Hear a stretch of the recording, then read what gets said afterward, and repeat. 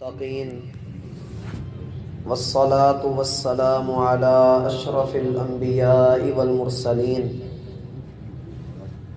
أعوذ بالله من الشيطان الرجيم بسم الله الرحمن الرحيم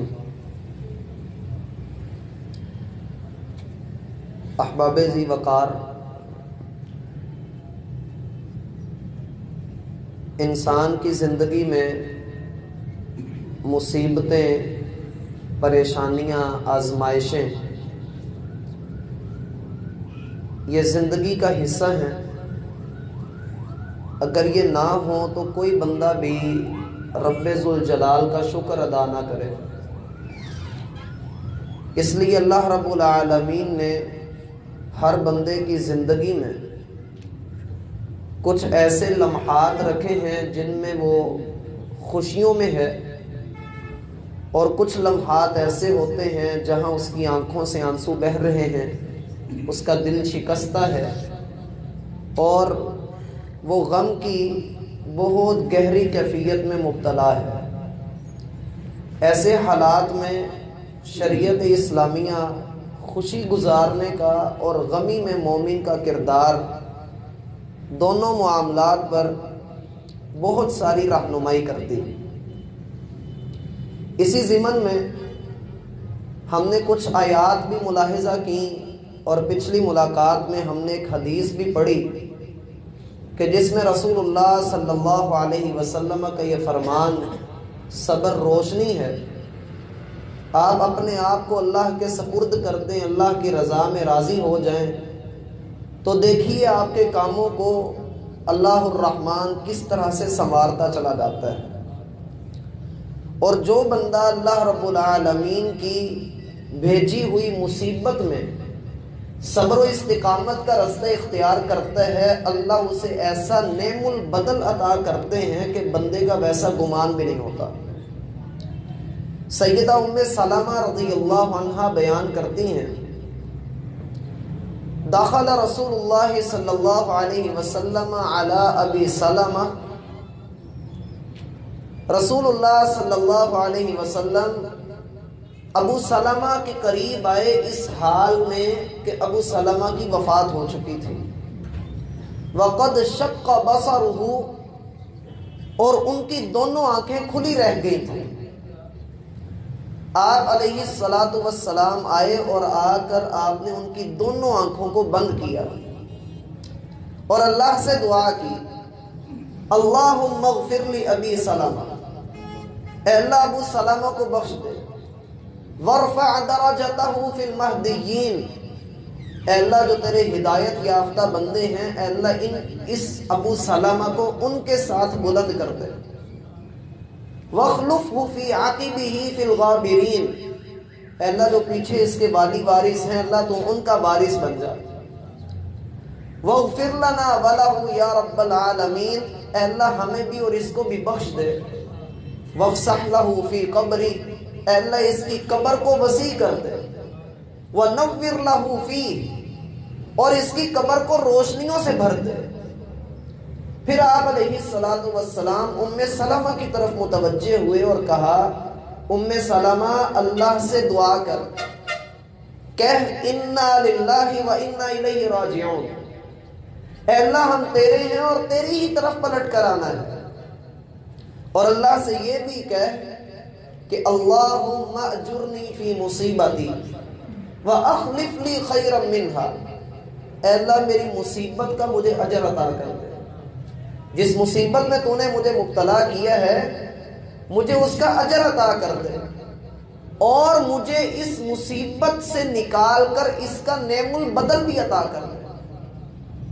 سیدہ ام سلمہ رضی اللہ عنہا کہتی ہیں کہ جب میں نے یہ دعا سنی تو میرے دل میں یہ خیال آیا کہ ابو سلمہ سے بہتر شوہر اور کون ہو سکتا ہے کوئی جو ابو سلمہ کی جگہ بھی لے سکے؟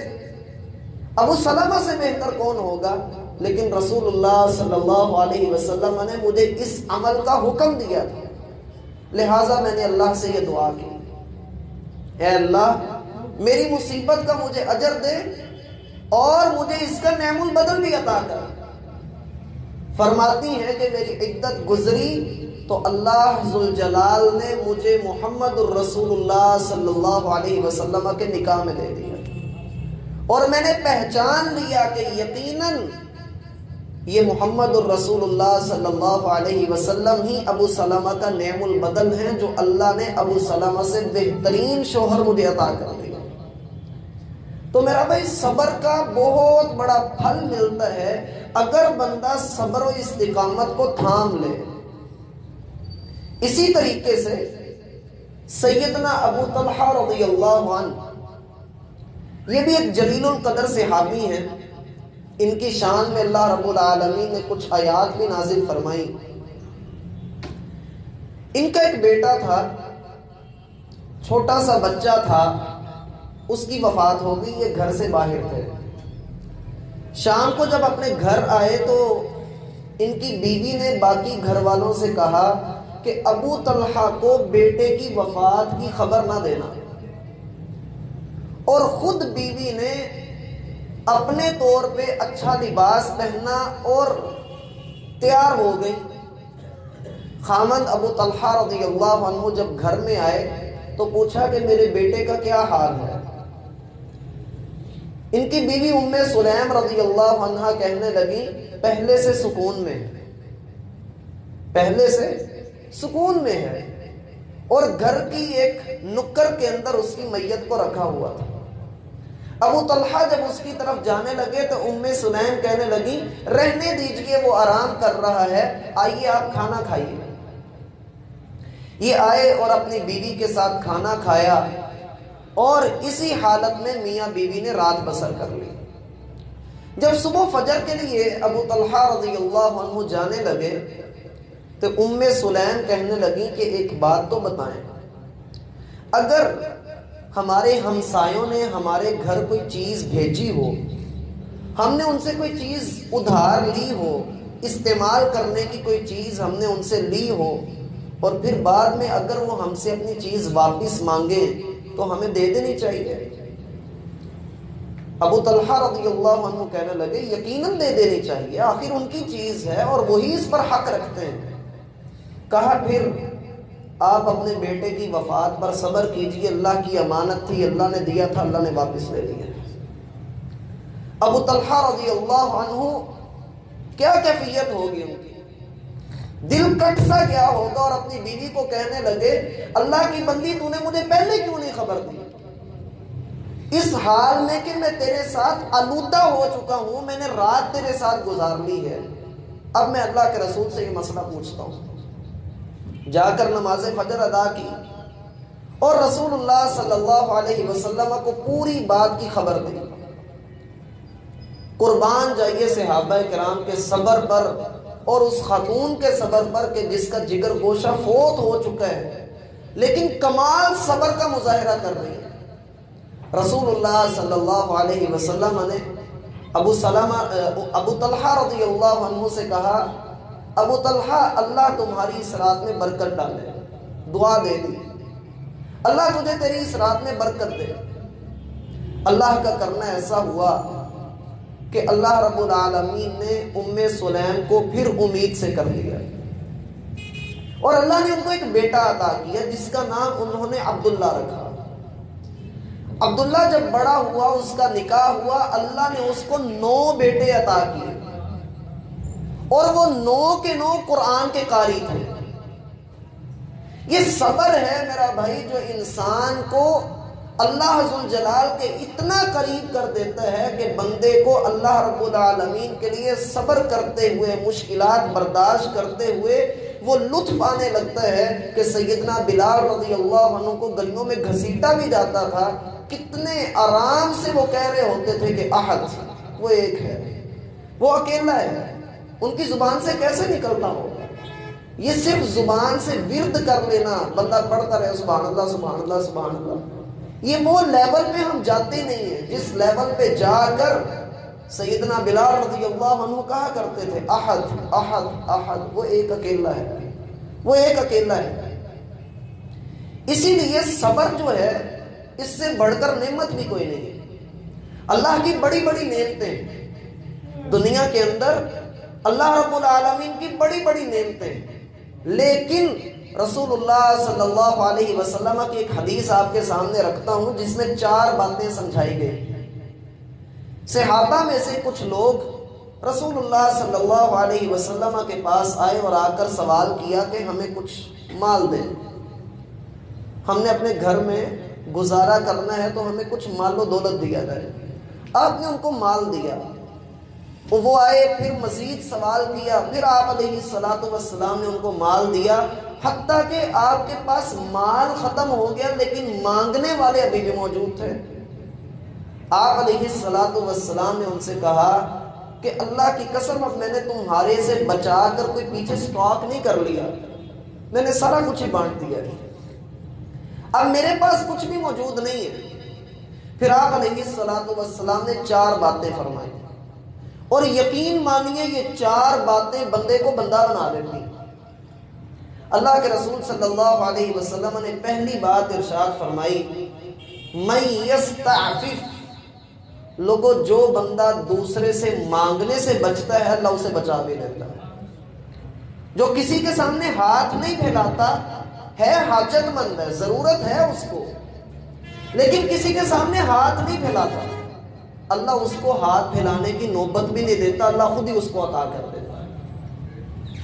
اگر وہ بندہ کسی کے سامنے اپنی جھولی نہ پھیلائے، خودداری میں رہے کہ اس نے یہ مان لیا ہے، یہ یقین کر لیا ہے کہ میرے رب کے سوا کوئی دے نہیں سکتا، اور جب میں نے اپنے رب پہ توکل کر لینا ہے اور کسی سے سوال نہیں کرنا، کسی سے مدد نہیں مانگنی، یہ ہاتھ اللہ کے سامنے پھیلتے ہیں، یہ رب کے سامنے ہی اٹھاؤں گا، اسی سے مانگوں گا۔ اللہ کے رسول فرماتے ہیں جو ایسا بن جاتا ہے اللہ اس کو ویسا بنا بھی دیتا ہے۔ اسی لیے سیدنا حکیم بن حزام رضی اللہ عنہ یہ اللہ کے رسول کے پاس آئے، کہا اللہ کے رسول مجھے مال دیجئے، آپ نے مال دیا، پھر آئے مال دیجئے، اللہ کے رسول نے پھر مال دیا، تیسری مرتبہ آئے پھر مال دیا، لیکن اللہ کے رسول نے پھر ایک بات بھی کہہ دی، اے حکیم، دینے والا ہاتھ لینے والے سے بہتر ہوتا ہے، دینے والا ہاتھ لینے والے سے بہتر ہوتا ہے، اور جو دینے والا ہوتا ہے اس کی قدر بھی اللہ کے ہاں بڑی ہوتی ہے۔ حکیم بن حزام کہتے ہیں اے اللہ کے رسول اب میں کبھی کسی سے سوال کروں گا ہی نہیں حتیٰ کہ موت مجھے آ جائے۔ سیدنا ابو بکر صدیق رضی اللہ عنہ نے تحفہ بھیجا کہ یہ آپ کا حصہ بنتا ہے، مسلمانوں کو فلاں علاقے میں فتح ہوئی ہے، آپ یہ مال لے لیں۔ کہا نہیں، میں نے اپنے حبیب سے وعدہ کیا ہوا ہے کہ میں کسی کے آگے ہاتھ نہیں پھیلاؤں گا۔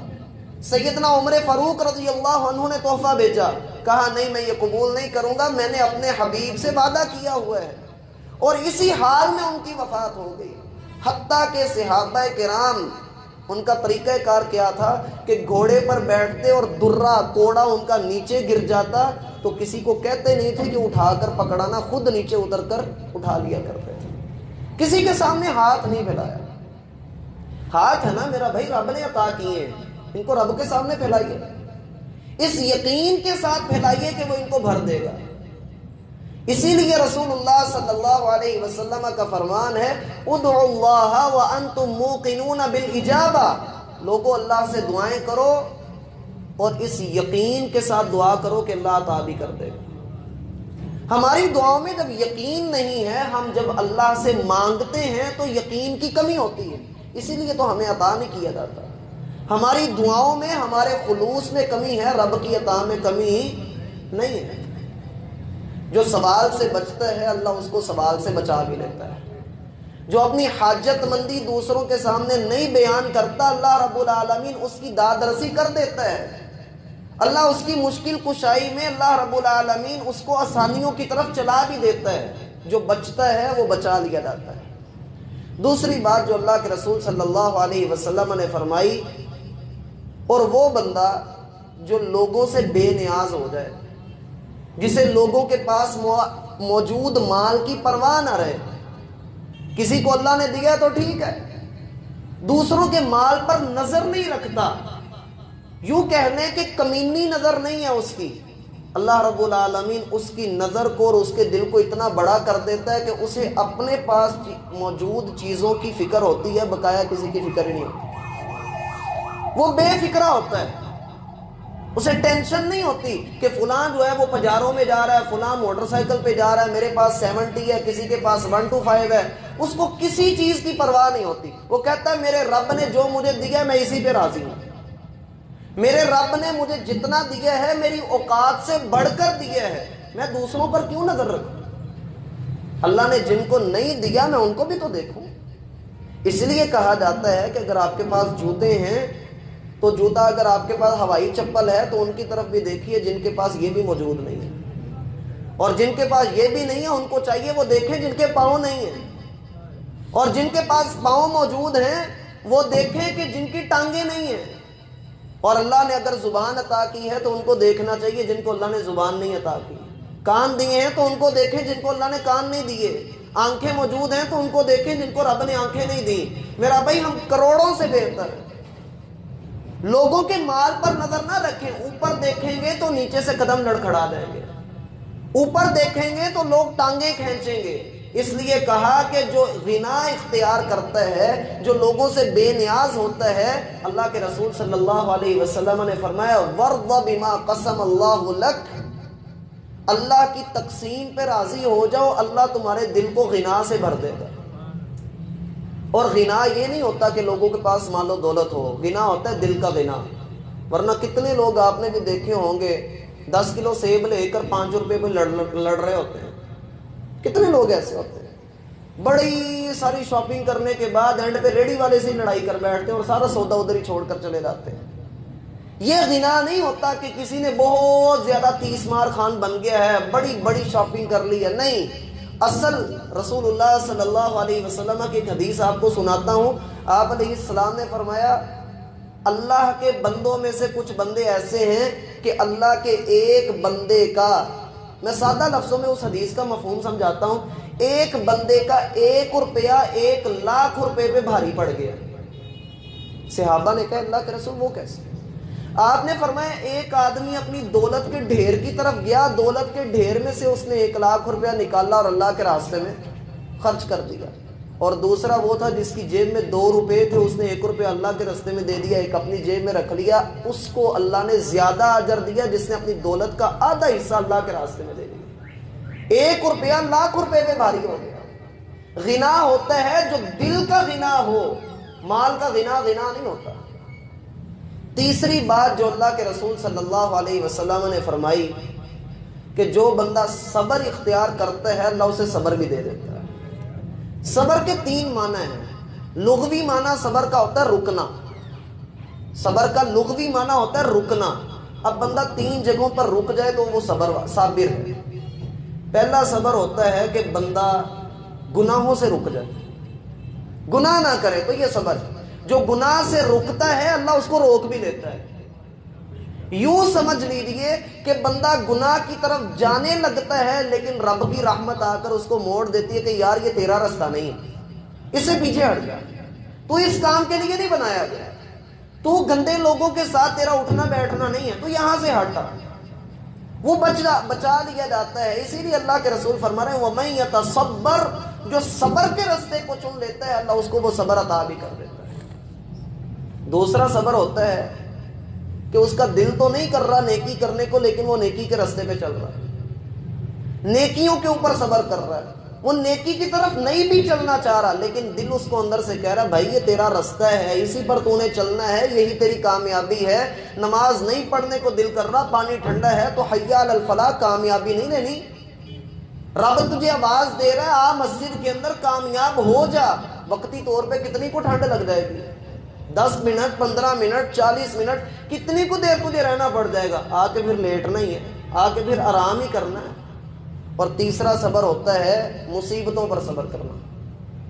بندے پر مصیبت آئے دل کرتا ہے کہ میں اونچی آواز میں روؤں، میں چیخوں، میں کہوں کہ اللہ یہ میرے ساتھ کیا ہو گیا، لیکن اس لیے چپ کر جاتا ہے کہ اللہ تو ایسے راضی ہے تو تیرا بندہ بھی ایسے راضی ہے. رسول اللہ صلی اللہ علیہ وسلم فرماتے ہیں جو اللہ کی رضا میں راضی ہو جاتا ہے اللہ اس سے راضی ہو جاتا ہے. جو اللہ کی رضا میں راضی ہو جاتا ہے اللہ اس سے راضی ہو جاتا ہے.